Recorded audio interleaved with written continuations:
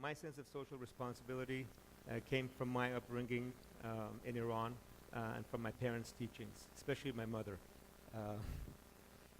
who's here in the audience today. Uh, we will we will introduce her later on at the end if you have a few minutes. But they used to take me and my brothers to orphanages and homes for the poor in Iran and remind us that of the birth roulette, that we were lucky enough to be born into a middle-class family, and so many other people in those orphanages didn't have that opportunity.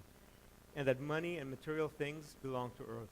Our home, our car, our bank account, are ours today, will belong to somebody else tomorrow. And God has given us all a conduit to make money. And if your conduit is bigger than somebody else's, it becomes our responsibility to share the wealth that God has given us with those less fortunate. And we have to remember that we're on our deathbed, and all of us will be at one point. What we will remember is not how hard we worked or how hard we played, but how many people's lives we touched in this world. And at that moment, when we are on our deathbed, it'll be too late to make an impact or make a change. And that's why you're here today, because you want to make that impact. You have kids, you have relatives. I can tell you that what you teach your kids today will have incredible ripple effects as they grow up.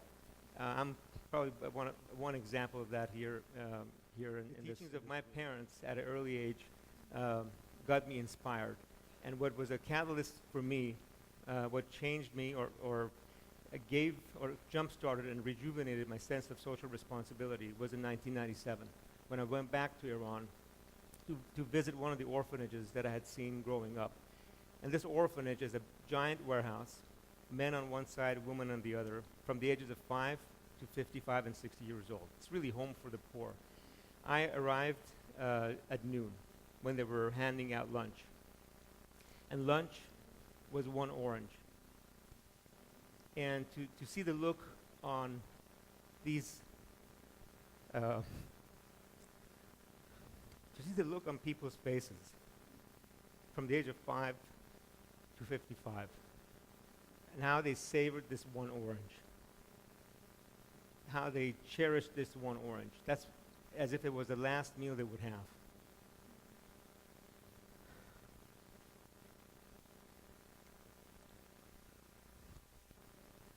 And I realized that we don't have that much time, that we can't sit on the sidelines.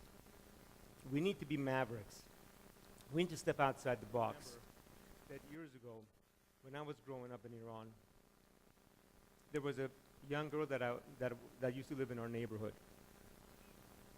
Her family was impoverished. I was kind to her. We were growing up together. But I didn't do anything to help her situation. I could have simply asked my parents, a middle-class family, to help their family. But I didn't get out of my comfort zone. I stood on the sidelines and see this family and this girl that was my age, a teenager at the time, suffer. And I still regret that to this day. And we all have regrets. And I have a lot of regrets in my life. But we don't have enough time. There's so much poverty in this world. There's so many opportunities to help other people. So we need mavericks. We need dissidents. We need people that want to get out of their comfort zone and create a legacy.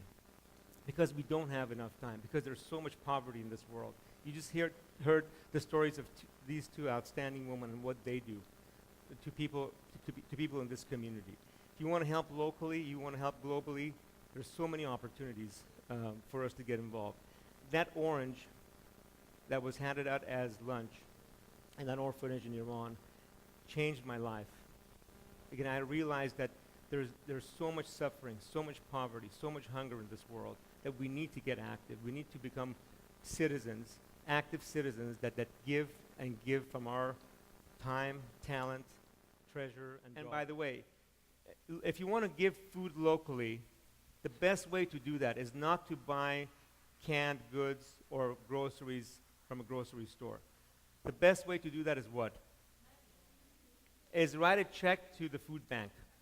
Because for every dollar that you give them, that translates into $8 worth of groceries. They distribute food to organizations such as Proverello House and 170 other organizations in Fresno County that feed the poor. So keep that in mind if you want to feed people here locally. And of course, globally, there's many, many opportunities. Mercy Corps, which you have the website on the back of your card, is one outstanding organization.